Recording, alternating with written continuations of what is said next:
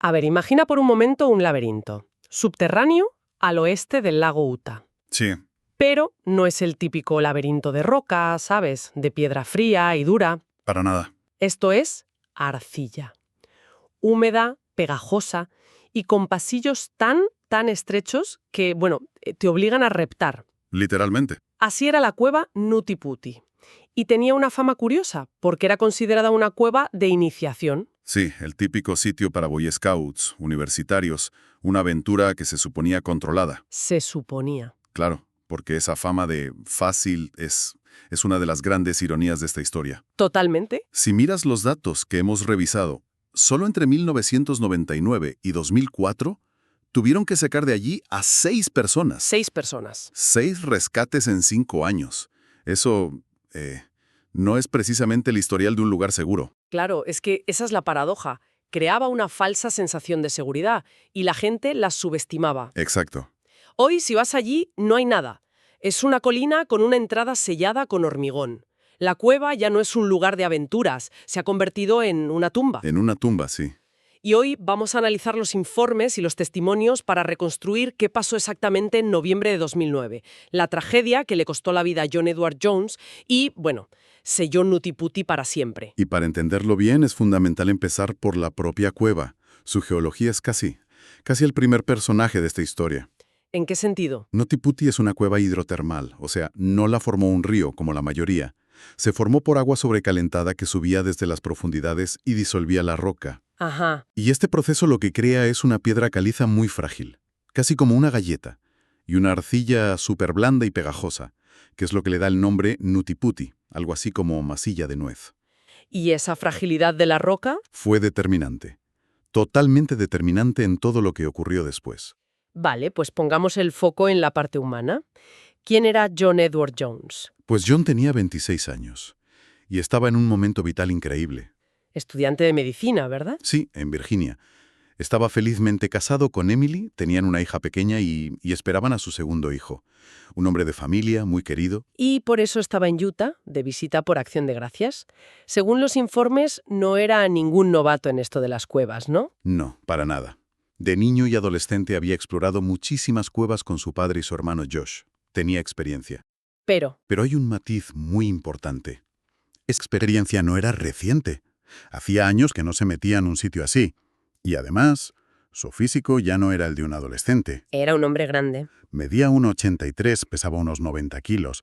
Un tipo fuerte, sí, pero precisamente por eso estaba en el límite para moverse por los pasajes más claustrofóbicos de Nutiputi. Entiendo. Vale, tenemos el contexto. Es la noche del 24 de noviembre de 2009. John entra en la cueva sobre las 8 de la tarde. Y no va solo. ¿No? Y aquí tenemos el primer factor de riesgo clarísimo. El tamaño del grupo. 11 personas. Para la espeleología técnica eso es una multitud. Los protocolos recomiendan grupos de 3, 4 personas como mucho. Claro, para poder comunicarse bien, no perder a nadie. Exacto. Con 11 personas ahí dentro, el caos está casi garantizado. En un momento dado, John, su hermano Josh y otros 2 se separan del grupo principal. Su idea era explorar un tramo muy conocido, el Birth Canal. El canal del parto. El nombre ya lo dice todo. Sí, un desafío popular entre los más atrevidos. Y es aquí es donde todo se tuerce. Cerca de una zona llamada Edge Push, John comete un error fatal. Un error de navegación. Confunde una grieta que no estaba en los mapas con la entrada correcta al canal del parto. Y este es el primer gran aprendizaje de esta tragedia, uno que resuena en toda la comunidad de espeleología. La cartografía no es un extra, es tu línea de vida. Claro, un mapa impreciso o la simple desorientación en un entorno así es una invitación al desastre. En la penumbra, solo con la luz del frontal, es muy fácil equivocarse. Creyendo que es el camino, se mete de cabeza en esa grieta. Es un descenso casi vertical, un ángulo de 70 grados. Uf. El pasaje empieza a estrecharse, pero él, por su experiencia en otras cuevas, asume que más adelante se ensanchará. Para avanzar, hace lo típico de los espeleólogos. Exhala para vaciar los pulmones, comprime el pecho y se desliza un poco más. Pero el pasaje no se ensanchó. Al contrario, Se cerró sobre él. Se convirtió en una trampa de apenas 25 por 46 centímetros. vaya. Quedó encajado boca abajo, con los brazos inmovilizados bajo el pecho, su cuerpo actuando literalmente como un corcho en una botella. Espera, explícame esto porque me cuesta visualizarlo. ¿Cómo es posible que no pudiera simplemente retroceder? Si pudo bajar, ¿por qué no subir? Ahí es donde entra en juego la geología que mencionamos. Es que la mecánica del atrapamiento es fascinante y terrible a la vez. Sí. Los propios rescatistas lo describieron como una trampa para peces. Un anzuelo he leído también. Un anzuelo. Exacto. Porque la roca caliza, al ser tan irregular y quebradiza, pues actuaba como un trinquete, ¿Qué significa eso exactamente? pues que permitía que su cuerpo, por la gravedad, se deslizara hacia abajo. Pero cualquier intento de subir, Imposible. imposible. Su caja torácica se enganchaba en los salientes de la roca, bloqueándolo por completo. Cada milímetro que ganaba hacia abajo era un milímetro que no podía recuperar. ¡Qué horror! Y a eso hay que sumarle la posición. Completamente invertido. ¿Qué le hace eso al cuerpo humano? Es una tortura fisiológica. Pura física. La sangre se acumula en la cabeza y el tórax. Por la gravedad, claro. El corazón tiene que luchar contra esa misma gravedad para bombear, un esfuerzo sobrehumano que lo lleva al límite. Y por si fuera poco, el peso de sus propios órganos, el hígado, el estómago, presiona el diafragma hacia arriba, Aplastando los pulmones. dificultando cada inspiración. Se llama asfixia posicional. El reloj biológico empieza a correr en tu contra desde el primer segundo. Su hermano Josh es el primero en encontrarlo. Intenta tirar de él, pero es inútil. Está completamente atascado. Desesperado, Desesperado, Josh sale como puede de la cueva a pedir ayuda. La llamada a emergencias se registra a las 9:30 de la noche. y la respuesta fue masiva, ¿eh? Se movilizaron 137 personas, voluntarios, rescatistas profesionales. Pero el problema no era la falta de gente. No, el enemigo era el entorno. El pasaje era tan angosto que solo una persona podía llegar hasta Yonequín a la vez. No había espacio para trabajar en equipo. La primera persona que consigue llegar hasta él, varias horas después, es Susi Motola, una de las rescatadoras más pequeñas del equipo. Logra acercarse lo suficiente para darle agua y establecer contacto. Las crónicas dicen que, a pesar de todo, John estaba consciente y mantenía el ánimo. Increíble. Hablaba con ella, cantaba canciones religiosas para calmarse. Pero el espacio de trabajo era prácticamente inexistente. Uno de los rescatistas contó después que para intentar picar la roca con un martillo solo tenía un radio de movimiento de unos 15 centímetros. 15 centímetros. Imagina, era imposible usar herramientas neumáticas o hidráulicas. Romper la roca para liberarlo no era una opción. Entonces, si sacarlo a pulso era imposible y picar la roca tampoco. Se estaban quedando sin opciones. ¿Qué se les ocurrió? ¿Cuál era el plan B? Pues el plan B fue una proeza de ingeniería improvisada. Diseñaron un sistema complejísimo de poleas y cuerdas de alta resistencia. ¿Vale? Amplia. Un plan brillante, montado en las peores condiciones imaginables. A 100 metros bajo tierra. Pero tenía un punto débil. La roca. Siempre la roca. El sistema de poleas era perfecto, de manual. El problema era dónde lo anclabas. En esa caliza hidrotermal, tan frágil. Nadie podía garantizar que los pernos aguantaran la tensión necesaria para levantar a un hombre de 90 kilos, que además estaba encajado. La roca misma era el eslabón más débil. Pasan las horas. Y después de 19 horas atrapado, llega un momento de esperanza real. Sí, El sistema de poleas funciona. Tiran y consiguen elevar a John unos 30 centímetros. Lo suficiente para que sus rodillas pasen la parte más estrecha. fue un momento de optimismo increíble. La gente en la superficie estalló de alegría. Le pasaron comida, bebida energética.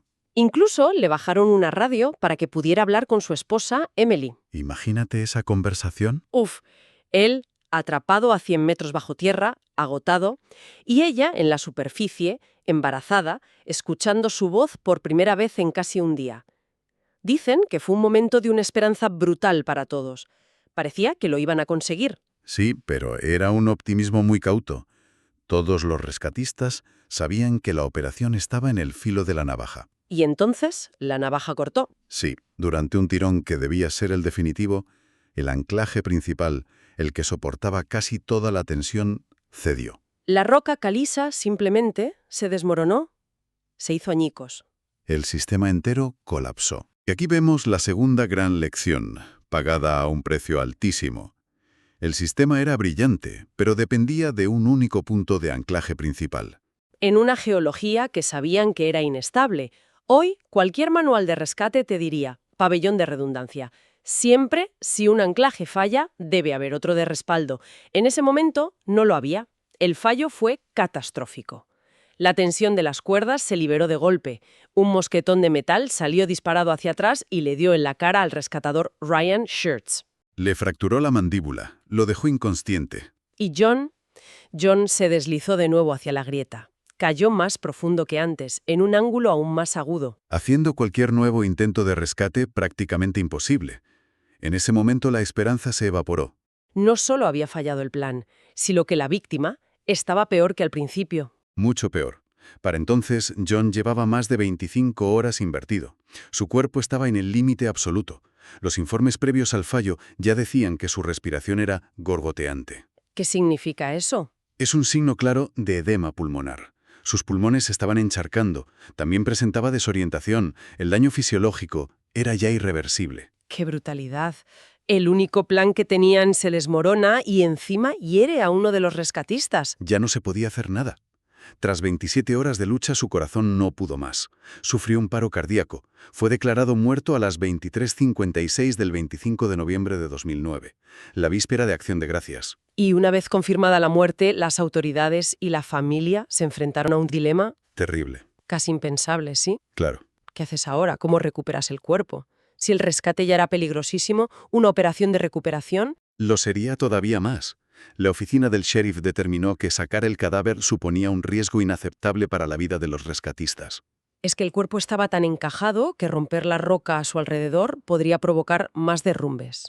O peor aún, que otro rescatador quedara atrapado. Y aquí es donde la familia Jones toma una decisión increíblemente dura, pero caisada de llena de compasión. Sí, fue un gesto. Aceptaron que la cueva se convirtiera en la sepultura definitiva de John para no poner en riesgo más vidas. Y con el visto bueno de la familia, se tomó la decisión, sellar la cueva para siempre. Y no fue un simple cierre, ¿no? No.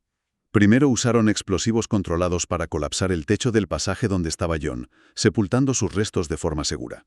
Y después, la entrada principal, ese agujero en la colina, se rellenó por completo con hormigón. Y así, la cueva Nutiputi quedó sellada. Se convirtió en un memorial. Hoy, el lugar se conoce como John Jones Hill, la colina de John Jones. Sí, y en la entrada hay una placa de bronce con su rostro. Fue una lucha de 27 horas contra la física, la geología y los límites del cuerpo humano. Todo por un giro equivocado. Y una tragedia que cambió las cosas, ¿eh? La muerte de John no fue en vano en la comunidad de rescate. El incidente se estudia en academias de todo el mundo. Para subrayar la importancia de la cartografía, de los anclajes redundantes. Y sobre todo del factor tiempo. En casos de atrapamiento invertido, cada minuto cuenta antes de que el daño al cuerpo sea irreversible. Así que la cueva fue sellada, convirtiéndose en un lugar inaccesible, un memorial sagrado. Inaccesible en el mundo físico al menos. Pero una de nuestras fuentes destaca un giro fascinante y muy del siglo XXI. ¿A qué te refieres? A que la tecnología ha encontrado una forma de reabrirla. ¿Cómo es eso? En 2025, unos desarrolladores de videojuegos lanzaron una recreación completa de la cueva en realidad virtual.